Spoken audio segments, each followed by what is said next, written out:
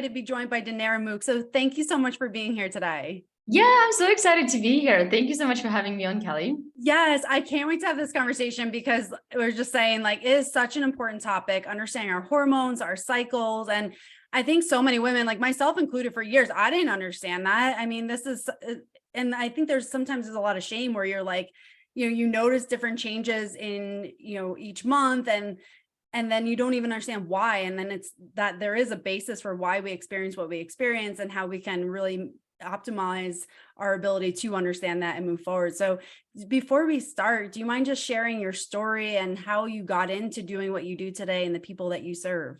Yeah, absolutely. I kind of like what you said in the preface, specifically the why piece of it, and we'll talk about it because I think when it comes to hormones and to health in general, sometimes we follow things because we don't really understand why we're doing them, just because somebody said it. And that's the big part of my work is I really want for women to understand why it's so important to balance hormones. Why are we working with our menstrual cycles? Why is the mindset so important? And it's the why piece of it, which is awesome. I'm excited to jump into it. But my story began, I want to say probably in my early 20s is when it actually started. I used to have excruciatingly painful periods to the point that I had to call an ambulance a couple of times.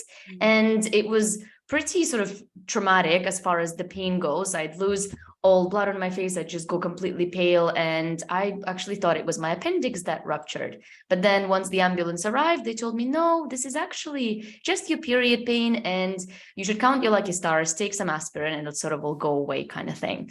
And then I decided to go to the doctor just to find out, could I be having things like more serious conditions? Maybe it's endometriosis, maybe it's something else. But the doctor said, no, this is just your period cramps. It's normal. Everyone experiences it. But if you'd like to fix it, we can put you on the birth control. And of course, I was quite happy that there was a solution. Within 10 minutes of seeing a doctor, I walked out with a prescription for birth control, which I've taken. But over the course of very quickly 3 months, I realized that birth control didn't heal my period pain. My period was still arriving with a lot of pain. I still had a period, and now I had a lot of other symptoms. So in short to say, birth control didn't work for me, had to come out of it. And then after decided that the only way I'm going to be able to heal myself is actually just to get to the bottom of it on my own. And that's what I did. And that's sort of what led me to this work. But it wasn't until more sort of the period pain began in early 20s, struggled with it for many years, just sort of taking the painkillers, popping in the painkillers before going to bed so I wouldn't be woken up in the middle of the night. And like all of those sort of really, now that I know how unhealthy those habits were, it's like now I'm horrified. But back in the day, this is just kind of how you deal with it. And then at about 30s, like 31 or so, I started to get just a lot of weight gain that I wasn't able to lose. And no matter what I was doing, I wasn't able to lose any weight. No matter, like, I had adrenal fatigue, I was always exhausted, and I didn't really connect all of those symptoms. They all seemed so separate. And then a friend recommended that I'll look into menstrual cycles, and I did that. And then I've realized that my menstrual cycle is actually so much more than just presence and absence of my period, but it's this whole fluctuations of hormones and how my body changes, how much I need to change what I'm eating, how I'm training, and all of those things. And as I was learning it and implementing it, I've almost pretty quickly, I've welcomed my first pain-free periods in, like, I want to say in 15 years. And my weight came off, my inflammation came off, and I started talking to other women. And what I quickly realized is this is not something we taught. This is not something we talk about. And I was like, well, this is my calling. And I ended up sort of, at the time, I ended up quitting my job, and I basically started this whole practice of mine, which now I help women to reconnect with their menstrual cycles, balance their hormones naturally, and just stop being overwhelmed by their health and actually understand what is happening and how to support it. Oh my gosh, I love that. And because this is going to resonate with so many people, because I know so many people have gone through similar things where it's like they're struggling with their periods, they're in pain, and it's like, they go to the doctor and they get a Band-Aid on it, but it doesn't ever actually do anything to help them, just like you experienced. And it's so needed to understand how we can honor ourselves and recognize the root cause of things and not just cover it and mask it, because it doesn't do anything for us in the long term. And just like you're saying, the ill effects of some of these things that we do to mask the symptoms are really detrimental. Yeah, it's amazing what you do. And just going off of that, can you talk about how we can kind of recognize like what our needs are, like when we have like a hormonal imbalance, and what are some things we can look for when we have that? Like, what are symptoms that we can notice that the root cause is a hormonal imbalance? Yeah, but I think it would be helpful to sort of explain to people what are actually hormones. Yeah. So, because as women, we don't really think about hormones except for when we go through puberty, when we have a baby, or when we go sort of through menopause, perimenopause. That's when the hormones kind of start screaming at us. And that's when we're like, oh my gosh, I'm so hormonal. But actually, the hormones is what makes us us. It on a daily basis, they run throughout us, and they're essentially chemical messengers that run from one gland to the next, to our organs, to our body tissues, and it communicates to our body, have more energy, metabolize food, have this sort of mood, lose weight, store weight, and have the energy for exercise, not have the energy, not in those specific terms, but in the way that we synthesize muscle and how we build our bodies, our bones, sort of the bone strength, our menstrual cycle, ovulation. So they basically makes us us. And often they sort of just do their job. We don't really think about it. But however, because of the lifestyle, because of the medications, as you mentioned, because of the ever increasing stress of a modern day woman, because of lack of boundaries, because of not understanding nervous system dysregulation, which you're very familiar with, and all of those sort of, a lot of it also is food, the sort of foods that we're eating, a lot of processed and packaged foods that seem to have made our life easier because now we can just pick it up from the package, maybe put it in a microwave, open and eat it. But actually what it really did is it made us overfed but undernourished. So we're not getting the nourishment that we need. And whenever our body is not in this optimal state, naturally it begins to send signs, and the glands of the hormones can either release too much hormones, too little hormones in response sort of to this life events. So when you begin to experience sort of how you would know that you have hormone imbalances is you would just start experiencing just a lot of discomfort, something that is a little bit hard to explain. It's something that doesn't quite make you feel like yourself. So some of the things that you might notice is fatigue, maybe you gaining belly fat and you've never really was storing belly in that area, brain fog, headaches, migraines, bloating, a lot of digestive issues like constipation, diarrhea related to that, period pain, irregular periods, all of the things that are related to sort of our daily life, all of a sudden they sort of go off kilt, then that's usually a sign that something is going on. Because at the end of the day, the symptoms is just simply the language of our body that's typically trying to tell us, yo, hey, like pay attention to this is off. But too many of us are so used to taking the pill, taking something quick that'll just resolve it in order to get a quick relief, which is completely understandable when you need it in the short term. But at the end of the day, if you don't really address the underlying root cause of those imbalances, which a lot of the time comes down to lifestyle, exercise, movement, and how we nourish ourselves,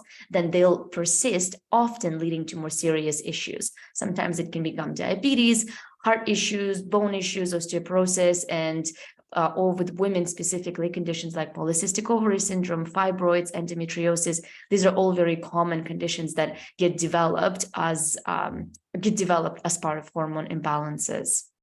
Yeah. Oh my gosh. And I think sometimes a lot of times, women just almost like normalize these symptoms like, oh, this is just how it is, and then until you recognize that, like, you don't have to live like this your whole life. Like there are things you can do.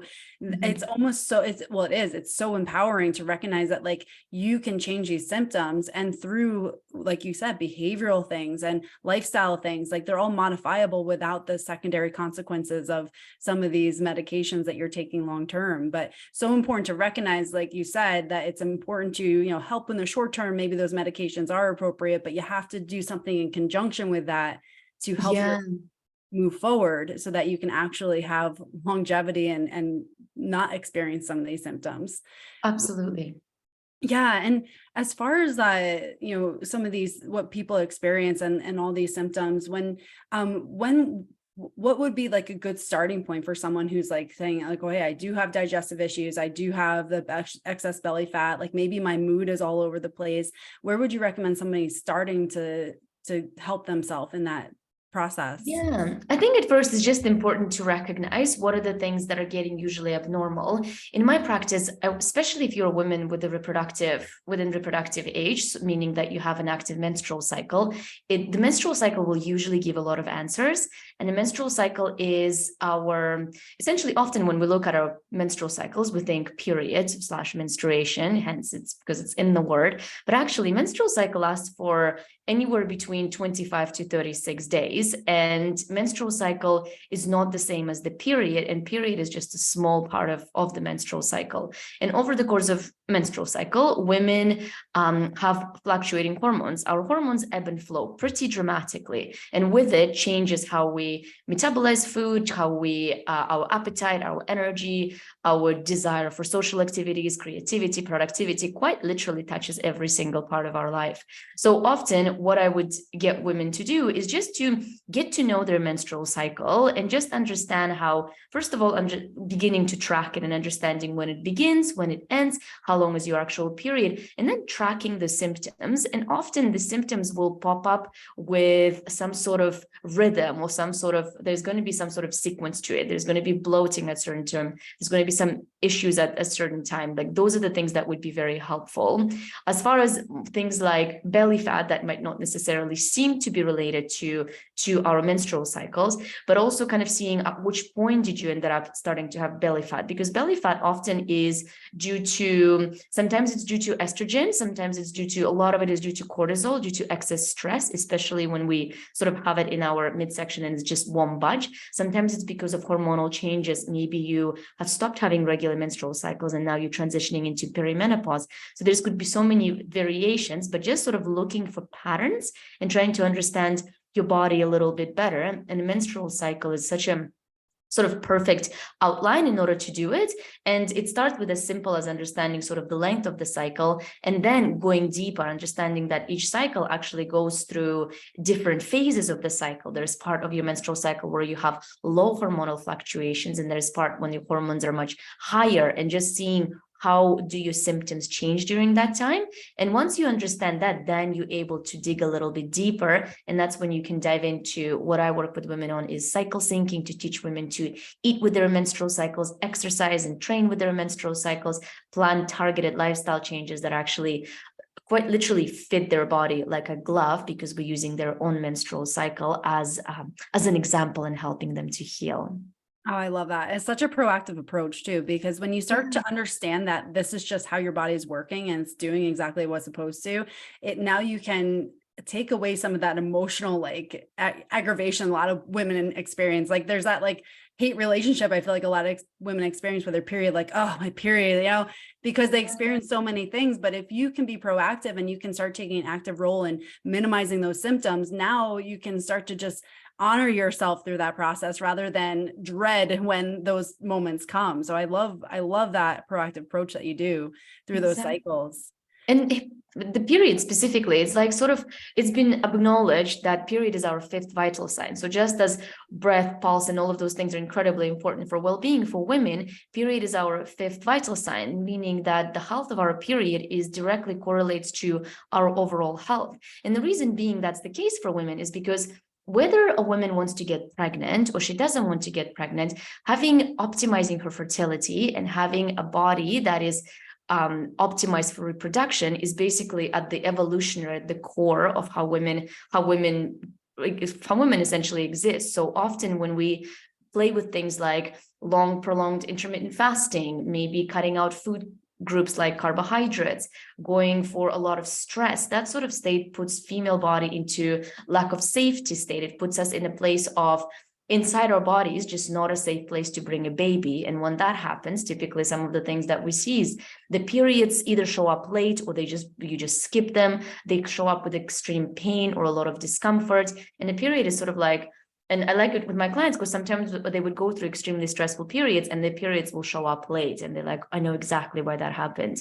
Or sometimes they would indulge a little bit too much, like over the course of Christmas and New Year's, people tend to drink a bit too much and eat a lot of foods, and their periods would usually arrive a little bit more painful when it comes to January and February. So the period is quite literally every single month kind of gives you this like, this is what you've done, kind of like receipt, at the store. This is what you've done this month sort of thing. So Actually, and I've done a TED talk when I talk about menstrual cycle as your superpower. And one of the things I say is that I'm actually in love with my period just because it gives me such an insight.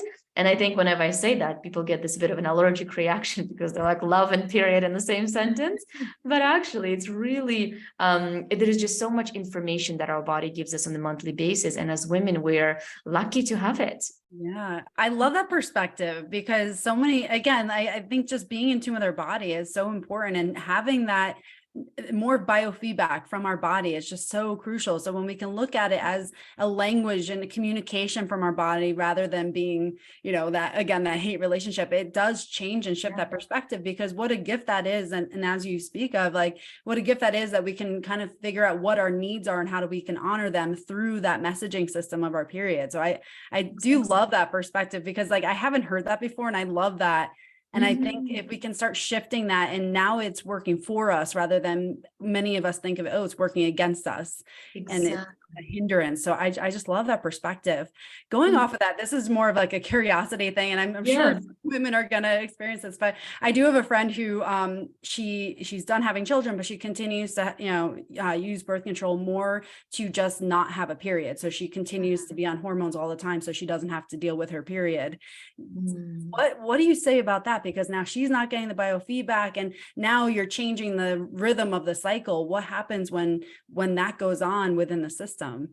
Yeah, I mean, I would ask, why do you not want your period? Is it because there's a lot of messaging over the course of the life that you heard that it's dirty or it's not acceptable? In which case, I would challenge that narrative, because it's just simply not right. Because women are period is just part of who we are. Maybe if she's having things like extremely painful periods, and that's how her life has been, and it's completely takes her out for half of the month. Like, there could be so many different reasons why people choose to go on the pill. But the truth is, and maybe it's just simply not to get pregnant, because having another pregnancy is just simply not feasible. Of course, there are some reproductive laws in the United States of America. Like, it's a bit hard to be like, this is just so terrible, because for some women that is the only option.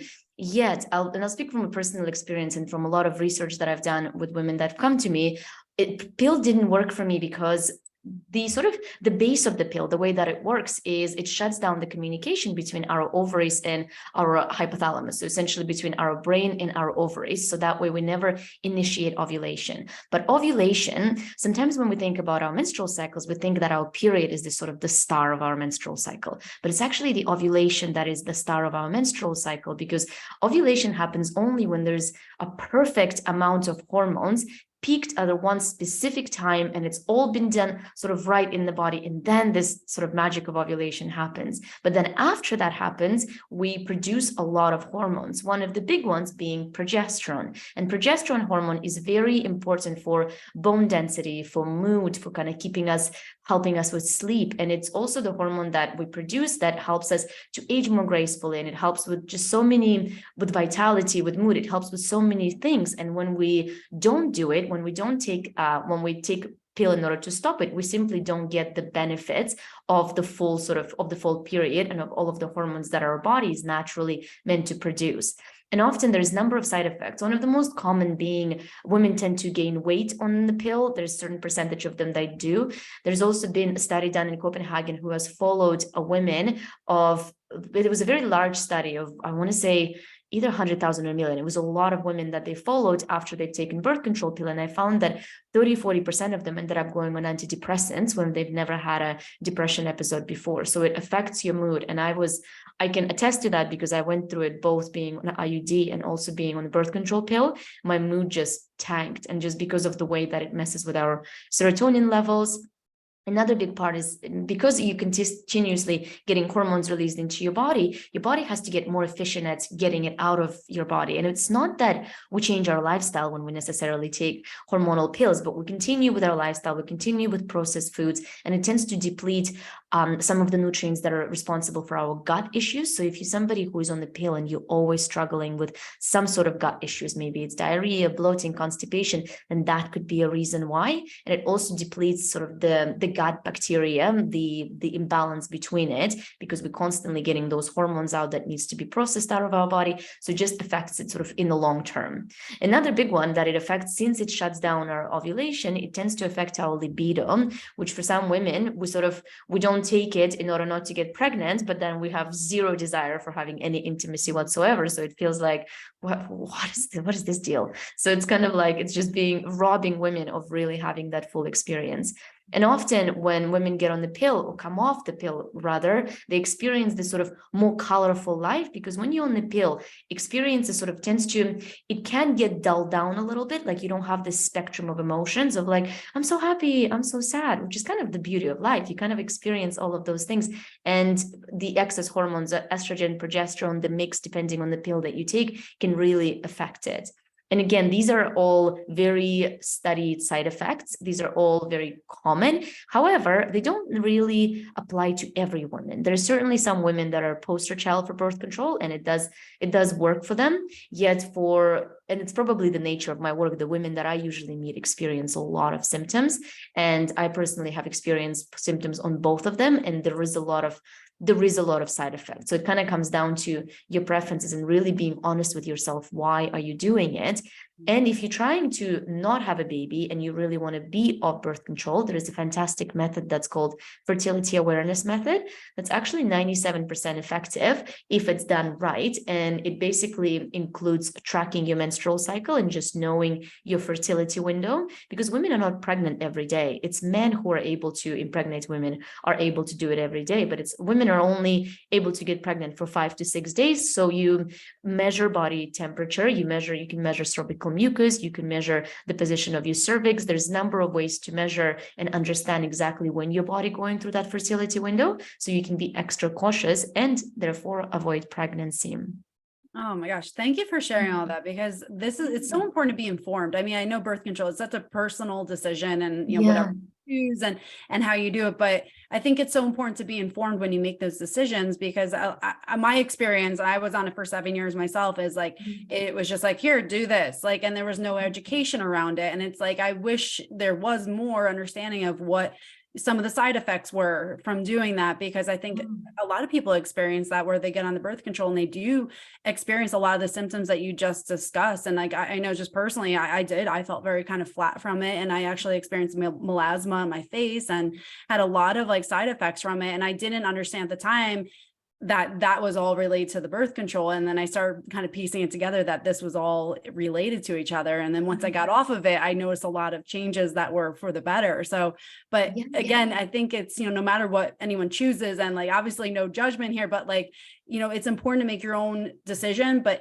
with information that is valid, and understanding like what this is going to do to your body, and how you can make the best decision for you. So thank you for sharing those, because like I said, I don't think this is widely shared, and birth control is kind of like handed out very easily without people knowing what this is actually doing to many systems of their body. But it's also given out by doctors, and there's a lot of bias in the doctors sort of world against women, and women are often, a lot of their symptoms of like thyroid or other symptoms can be written off as like, it's maybe just stress. And when it comes to gynecological issues, if you're asking for anything, unless you want to get pregnant, then the solution is usually the pill. And I know we spoke about women that want to not get pregnant, but also there are women who in like with birth control, as far as statistics go, 50% of those are being placed in order to fix or control symptoms, things like acne, things like painful periods, which I was on, which didn't help at all. I can attest to that.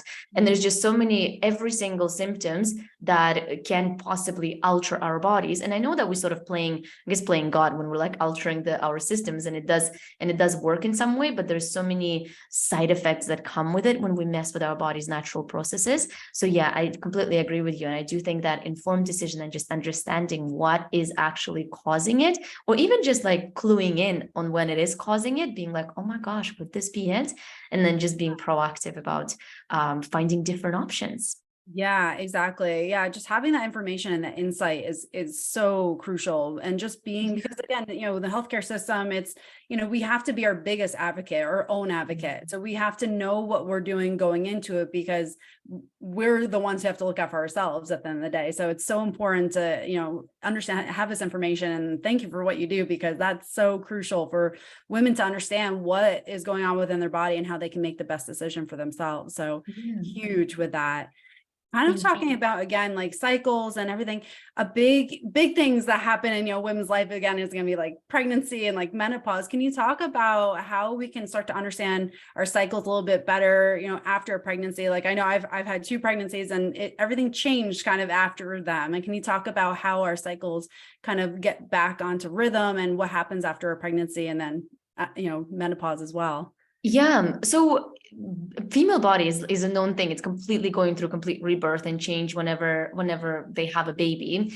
And it very much depends on the woman how long it takes to recover. I think often women have a baby and they're like, all right, when am I going to the gym? When am I going to do this? And sort of not really allowing our body to rest and just understand the insane process that it went through. I think some of the latest statistics shows that it takes almost a year or 2 years for women to really go back to feeling like their normal self and being restored. Because also when you are pregnant, you can experience a lot of depletion. It's a lot of effect on your hormones.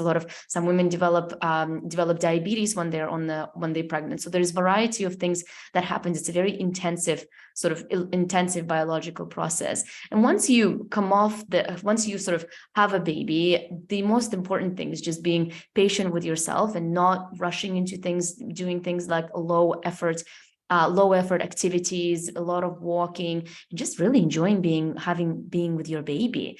And for many women, they also nurse, so they breastfeed for a while. And when we breastfeed, we produce a hormone called prolactin, which can interrupt with our normal menstrual cycles. So it can sort of disrupt the ovulation, and as your body is getting through a process. So my biggest advice for it would be just to be patient with your body. And also a massive part of it is nourishment, is sort of bringing your body back to balance. And I think when you do have a baby, you're so concerned with this little human that you're trying to make and survive, and you don't really think about your nutrition. Everything becomes about them. And I do think that it's wherever possible important to remember that as a mom, you're also a human who needs to take care of the baby and not neglect your nutrition.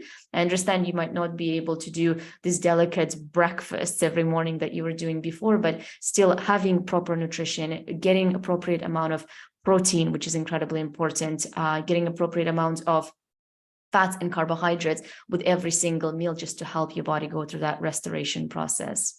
Yeah. So, I'm sorry, I didn't want to cut you off there. Yeah, and I was just going to mention about the perimenopause. It's Yeah. again same process in the sense that like your body once again going through massive changes, and the big ones here is because your ovaries have been producing a lot of estrogen up until that point, and as you go through perimenopause, which can start for some women as early as 35, but the entire transition can go for almost 10 years for some women, and you only really in menopause after you have not had a period for 12 months altogether, because sometimes women sort of don't have a period, then in 11 months it arrives. That means you're still in perimenopause. But over the course, there's a lot of this like scare around menopause. Oh my gosh, this horrible hot flashes. And to be fair, like it does happen, and women that it affects, it can really change it. But also it's not majority of the women that are experiencing those symptoms. And there is a lot that's in your control to do now, especially if you are within reproductive years. Again, having your blood sugar balanced, having proper nutrition, having exercise, having stress management technique, taking supplementation when it's necessary, managing your stress, all of the things that are so essential for health. The more you sort of check off of those, the more smooth your transition would be as you go through perimenopause and menopause. And I guess the biggest thing with perimenopause is as your ovaries no longer produce as much estrogen, sometimes your adrenals tend to pick up on that, and they have to produce that estrogen hormone. And if you're too stressed, it'll kind of make adrenal works on double whammy. So it can create a lot of a lot of uncomfortable symptoms, discomfort, brain fog, just not being able to really think clearly. And also, as you sort of you're no longer ovulating, and you might not be producing the hormone called progesterone that tends to calm our nervous system. That also can affect sleep for many women. So it's important to kind of pay attention and seeing what your symptoms are. It's also important to bring it to your doctor and just discuss your option if your symptoms are severe enough that it actually needs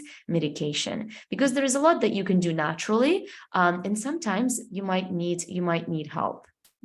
Yeah, thank you for sharing all that. Again, I think it's just one of those like anxiety provoking things, because it's like you hear menopause and you hear all the doom and gloom stories of it, and it's like this thing that's inevitable, and it's going to happen at some point. You don't really know what to expect or how your body is going to react. But what I love about what you just said is that there's so many actionable steps that you can take to minimize the symptoms of it, and really serve yourself and help your body go through that process as smoothly as it possibly can. So I love all that.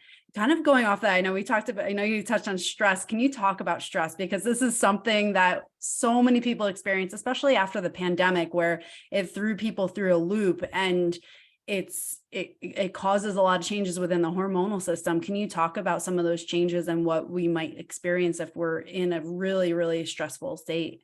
Yeah, for sure. Stress is it's definitely the biggest hormonal disruptor for women, specifically just because the way that it affects our body is pretty destructive. And I actually see a lot of women in my practice that are coming after COVID now, just because their body did such a it affected them so much for being in the prolonged amount of stress. And for some of them lost periods for extended period of time. Some of them have heavier periods, some of them skipped loads of them. So it's a very intensive process on our bodies. And as far as sort of in general stress is concerned, when it comes from hormonal standpoint, so when we get exposed to things like acute stressors, maybe it's exercise, maybe it's things that are kind of come up and sort of stress us, and then we go away. It's kind of like if a lion runs after us, it catches us, maybe we run away, then we go home, sort of shake it off, and we relax, and off we go. However, it's the chronic stress that's becoming such a massive epidemic, quite literally in every country, because I've lived in Canada, I've lived in the UK, I live in France now, and like it's the same everywhere. It's like just simply everywhere. But the biggest sort of enemy is the chronic stress, and it's what the way the stress is sort of released from our bodies. Whenever we first be exposed to danger, we usually release what's called adrenaline, noradrenaline, and if the stress is continuously stayed prolonged in our system, our body begins to release cortisol. And cortisol is often, we hear about it as our stress hormone, and because it's the hormone that released in response to stress, and it's great in the danger situations. However, whenever we constantly being triggered, or there's something that constantly releases our cortisol levels, that's then creates the chronic secretion of cortisol. And sometimes when we continuously producing it, maybe it's been really stressful, adrenal glands can be releasing a lot of cortisol, and then there's at some point going to come the time when adrenal glands, what's famously called as adrenal fatigue or adrenal exhaustion, is not producing cortisol as efficiently. So then women go sort of from high cortisol system, from always being the high cortisol will feel like everything is slow around you, like you're always jittery, you always need to move people faster, you always just kind of like move, go, and if things are, sometimes you think like people around you just annoy you because they move so slowly because you're just so hyper, and then you can kind of switch over that mountain and over that hump and produce low cortisol, and that will result in places like and symptoms like, fatigue, exhaustion, and it's kind of like hard to get yourself out of bed. Your sleep will get disturbed because cortisol is also a very important hormones when it comes to our sleep, and it relates in our sleep and waking cycles. So those are the symptoms and sort of the things that women will begin to experience. But taking care of your stress it's probably one of the most important things. But I think when we say take care of your stress, it's kind of like we're saying the sky is blue, like it's such an obvious thing, but it's the application of it that's difficult.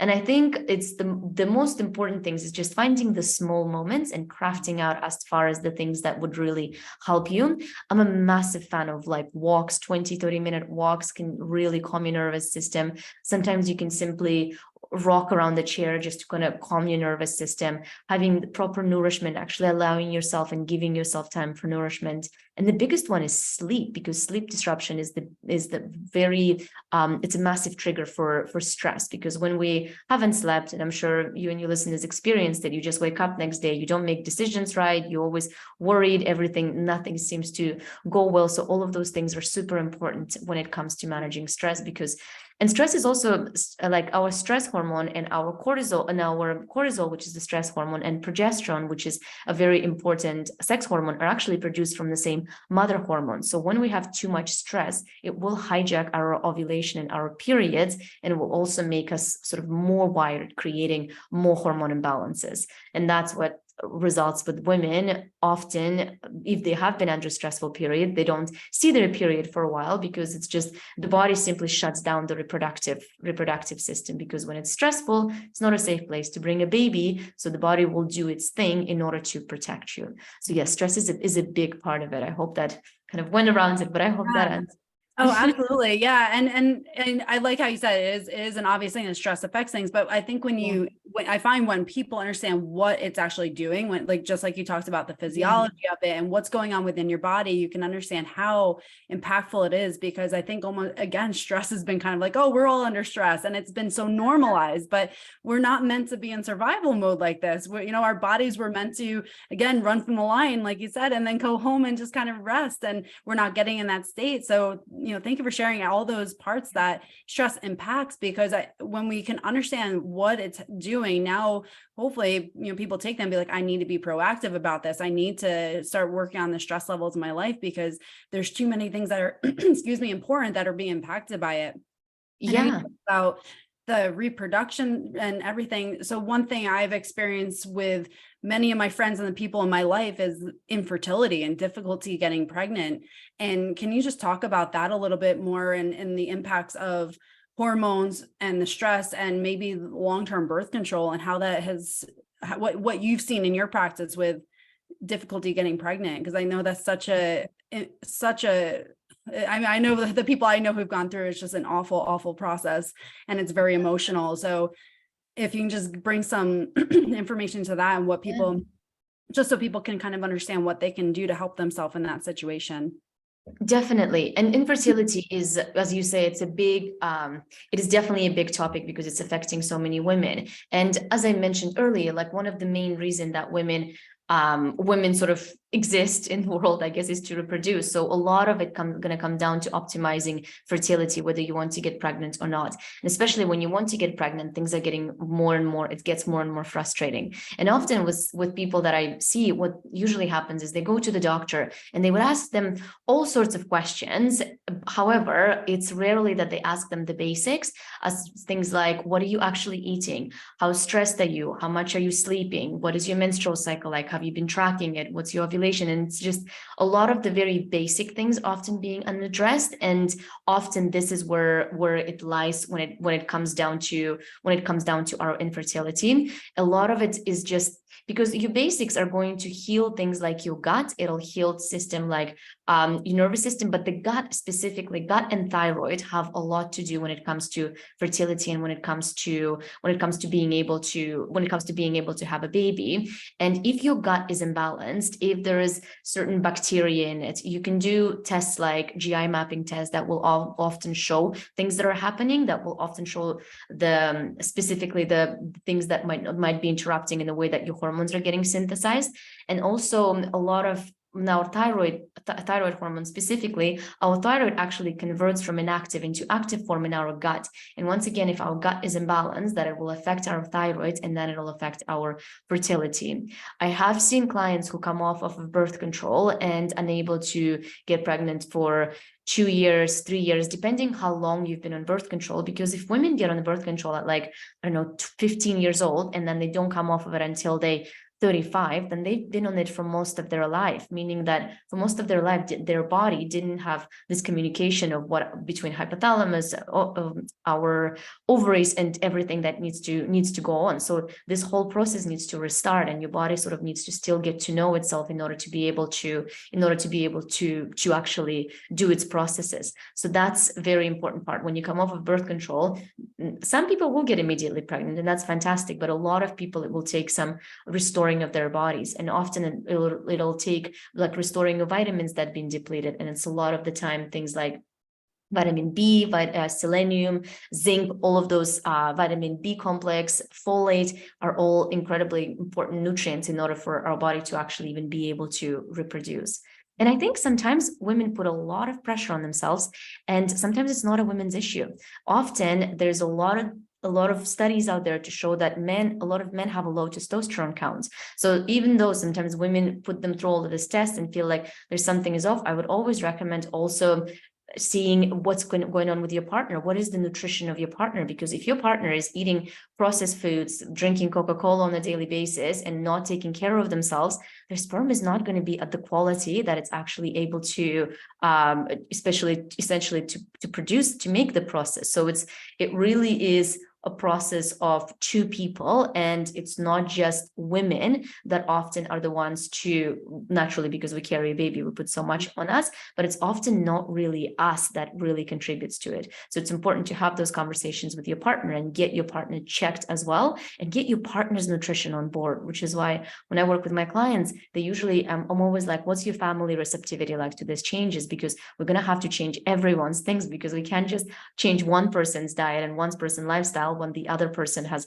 completely opposite lifestyle to you. Like, that's just simply won't work in the long term if we're creating long-term changes. So it's a sort of comes down to two people.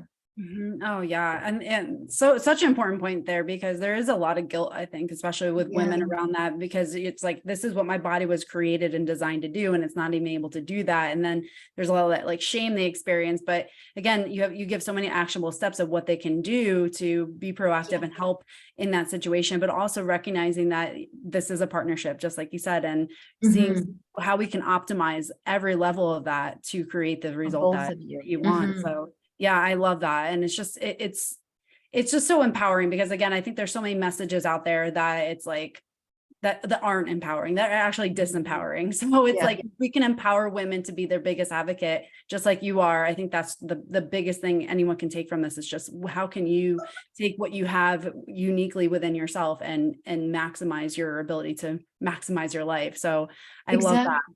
One thing I see noticed, women get pregnant all the time. Like, I see women get pregnant quite often, as they weren't able to do it. It wasn't something, but as we begin to change, I think we just underestimate how much our lifestyle really truly affects our bodies. And often when we go to the doctors and people hear things like unexplained fertility, where they can't really talk exactly what it is, it's not 100%, but oftentimes it's exactly what's happening in your body. And often preparation for getting pregnant, it actually needs time. You must be taking things like collagen, folate, the supplements and the stuff that you need to support your body to be able to actually go through this process of ovulation and having a baby. It requires preparation. Sometimes we want to do it on the spot, it doesn't happen, and then we're disappointed.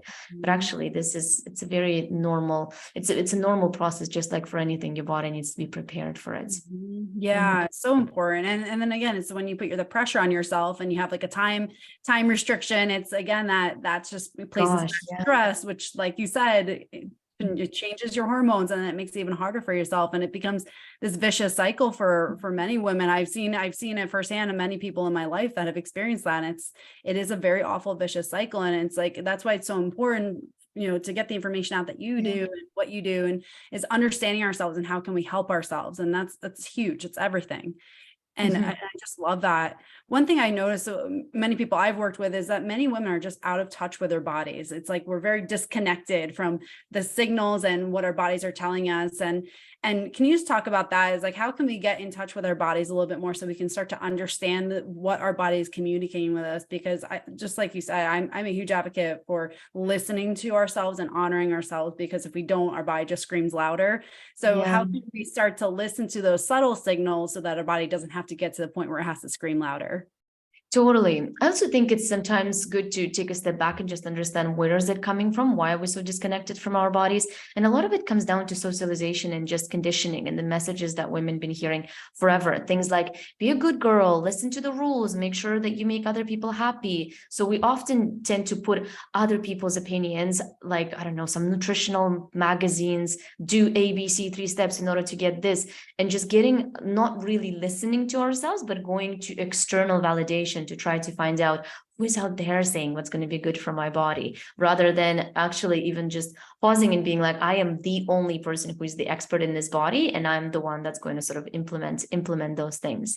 So that's sort of, at first, it's just even recognizing, where are you, like, listen, where are you exposed to the socialized messages that women are not meant to trust our bodies, and just even sort of like distracted and break it, and maybe connect to your daughters and your kids whenever you educate them on this case.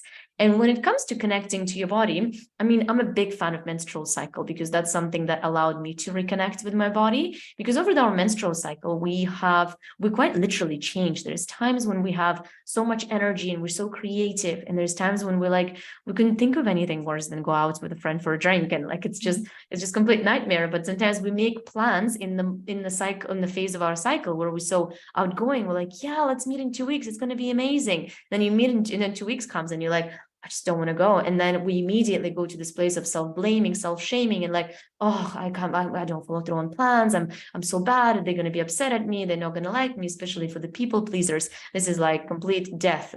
Yes. Yes. Yeah, but when in reality, actually, understanding your menstrual cycle will really help you develop that self-compassion and self-love for yourself. When you understand that over the course of your period, you're probably not going to want to go out, and you probably want to eat foods that are more nourishing in iron, given that you're losing a lot of it. Then as you go through your menstrual cycle, there's times when you're going to have better mood, and just noticing those things. And sometimes we need to give in sort of blueprint and kind of like a manual of just be like, see what you notice in this parts of your cycle, which is what I do with women when we work with menstrual cycles. I usually tell them, like, next week, this is the phase, like, just notice, and then we observe it. And every single cycle and every single week, they just get this deeper and deeper understanding, to the point where they're like, I know exactly what I'm going to do, exactly what I'm going to eat, I know exactly how my body is going to feel. And so it just gives them this sort of ownership and advocacy over their body, which is a big part. So a big part is menstrual cycle, is starting with track it from the first day of your period, which is the first day of your cycle, and simply just putting it in an application and tracking your symptoms and seeing where you fall in within sort of that spectrum. And that'll give you a lot of data and a lot of like clue-ins as to how to talk to yourself. It's such a great tip, because I mean, there's probably so many people who don't do that. I mean, I can't say I've done that, where I've really tracked how I felt in my menstrual cycle. So it's such a great tip, because then we can bring awareness to it. And anytime we bring awareness to anything that's going on within ourselves, now we can start to move forward in it and start to do it in a way that's non-judgmental. It's just like, this is how it was. Okay. You know, it's like, you can't change anything unless you have the data for it. So it's like those things, and recognizing what you're feeling is so important. So thank you for sharing that. One thing you touched on, I want to like have you kind of talk about this further, is cravings, because like, you know, when we have those parts of our cycle and we experience a little bit more cravings, a lot of times we shut ourselves down. We're like, no, I'm not eating chocolate this time of month, or I'm not gonna indulge in these desserts, and we like almost deprive ourselves of that. What would you say to someone when they're experiencing these cravings, and how should they go about that? Yeah, well, cravings, they happen for a very obvious reason, especially if they're coming in the second half of the cycle, whenever you sort of coming close to a period, is because often we sort of have, in the second half of our cycle, we have our estrogen and we have a progesterone hormones, and both of those hormones are they're both on the field, and they're both increasing. But yet because estrogen actually reduces our carb burning ability during the second phase of the cycle, so we don't have as much. Our body actually predominantly tends to burn fat in the second half of our cycle, which is why, and it's a bit of a harder process to access that for energy. So the quickest way for us to get that quick glucose, that quick energy, is actually that bar of chocolate or those bag of chips that we tend to reach for. And often another reason that it happens is because in the second half of the cycle, our metabolism speeds up. Our body temperature, basal body temperature, increases because progesterone tends to increase our body temperature. We get hungrier. The concentration, the brain fog can kick in because of the hormones. And often because of that, we'll crave a little bit more chocolate and a bit more carbs, because our body sort of on the back end is burning as many calories. And often women don't really change their nutrition from phase to phase of their cycle. But the way to prevent those cravings, if you want to if they do take over and you want to kind of calm it down a little bit, is to be proactive about it and top up on things like complex carbohydrates, things like grains, sweet potatoes, wild rice. If you consume more of those things, then your body will have more access to carbohydrates, more access to glucose quicker. So it's not going to sort of try, because essentially cravings is your body's like, I need this particular nutrient. So it's not going to get your body to crave and grab that chocolate and grab those chocolate bars if you are proactive, preloading it with nutrients. So that can absolutely help you to sort of pause it a little bit. But also, if you do like chocolate and if you do crave it, specifically 70% plus chocolate, it actually has a bit of magnesium in it. And magnesium is very good for us in the second half of our cycle because it calms us down. So if you do crave that chocolate very much and it'll make you feel better, opt in for 70% and enjoy it. But it's less like donuts and the heartburning stuff. But if you really do crave a little bit, I'm a big fan of dark chocolate, and it's so beneficial for us. Yeah, I love that. And again, that proactive approach, I love that. It's like things we can do and the actionable steps that we can do to help ourselves along this process. And I also like that you said indulge. It's like give everyone permission. You can have a little bit of chocolate and not feel guilty about it because your system needs it. So I love that. I thank you so much for all these tips, because there's so many. I mean, I wish I heard you 10, 15 years ago, because like when, everyone goes through these struggles with their menstrual cycle. And when we don't understand it, it can be, one, fearful, two, it can feel like what's wrong with me. And sometimes it's also a thing that's not always spoken out about, openly. And we sometimes hold things in and don't speak about what's going on with our menstrual cycle. So being an advocate like you are is just absolutely crucial for women to understand that there's nothing wrong with you. It's just that your body is speaking to you. And so I thank you for everything you do. I love that. Thank you. Yeah. And for someone who wanted to work with you, connect with you, how can they find you? Yeah, thank you for that. Well, since you're listening to us on the podcast, for most of you, I also have a podcast called Feel Better, Be Better, where I talk about menstrual cycles, mindset, and I had you on my podcast, which has been awesome. And otherwise, I'm very active on Instagram, dinara.mukh. It's the same name on Facebook and on TikTok. So come on in, send me a DM if you have any questions. I'm always happy to chat. Awesome. And I'll put everything in the show notes too for anyone who's listening, so you can check out Dinara. And thank you, Dinara, for so much for everything you've shared today. Believe me, this is going to help so many people just understand themselves, know how they can take the next step forward and in advocating for themselves. So this is just pure gold. So thank you for being here today. Amazing. I will add one more thing. I've got, for those of you, since we sort of heard talking a lot about hormones and so on, I do have a hormone quiz where you can actually check manually to see which symptoms do you have the most of any particular hormone. Because I think, as we spoke about, the awareness is so important. We'll give a little bit more of, the test will just simply give you, it's more symptomatic based, but it'll give you a bit more picture as to what's happening. So if you are struggling with symptoms of hormonal imbalances, you know what to address so you can fix it. I wanted to make sure that I mentioned that if your listeners are interested.